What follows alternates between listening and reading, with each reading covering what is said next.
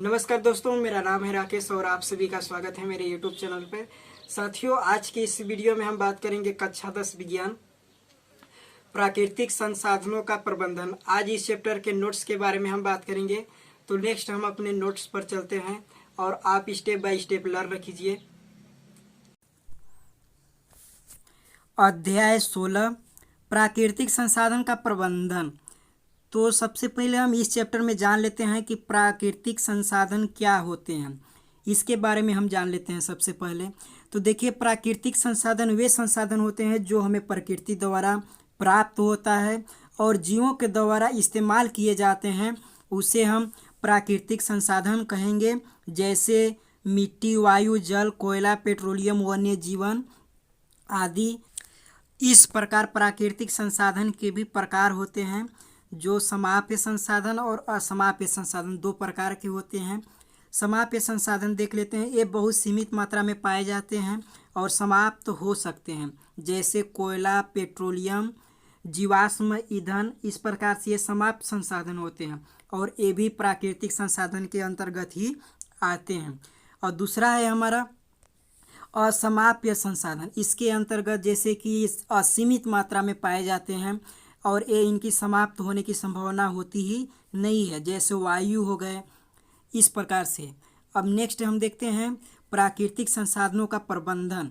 यदि हमें प्रकृति को संरक्षण करना है तो उसका कुछ प्रबंधन भी करना होगा।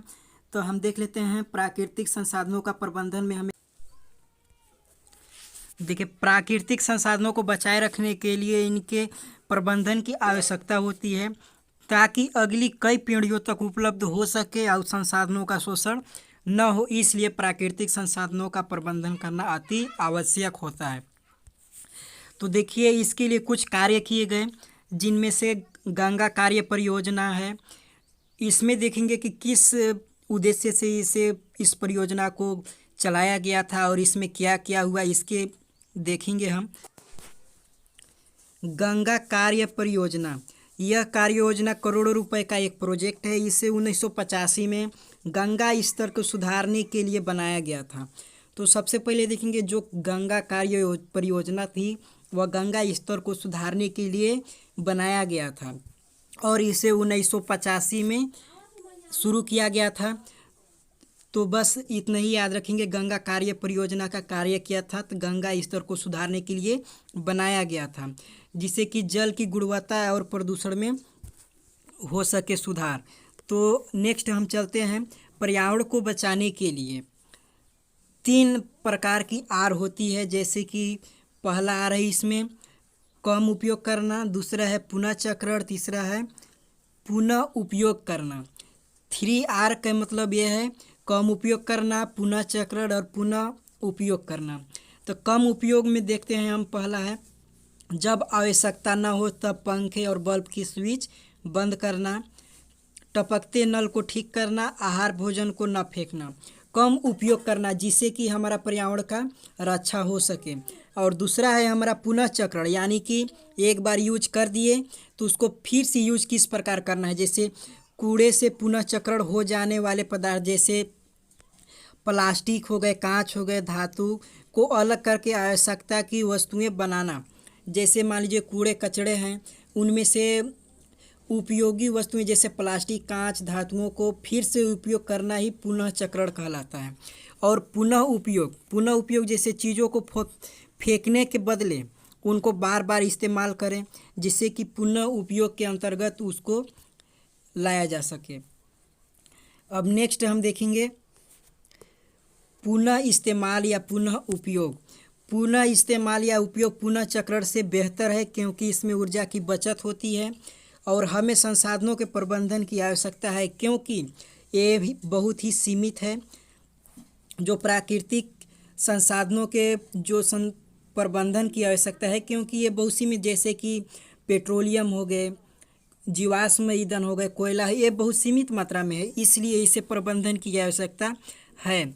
और दूसरी है स्वास्थ्य सेवाओं में सुधार के कारण जनसंख्या में वृद्धि हो रही है और इसके कारण सभी संसाधनों की मांग भी वृद्धि हो रही है, मांग में भी वृद्धि हो रही है। अब दूसरा देख लेते हैं हम संपोषित विकास। संपोषित विकास क्या होता है और इसके अंतर्गत क्या क्या किए गए।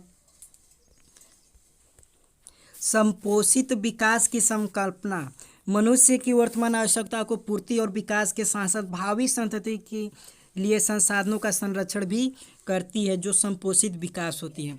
और प्राकृतिक संसाधनों की व्यवस्था करते समय हमें निम्न ध्यान देना होगा, जैसे कि दीर्घकालिक दृष्टिकोण, ये प्राकृतिक संसाधनों के भावी पीढ़ियों तक उपलब्ध हो सके।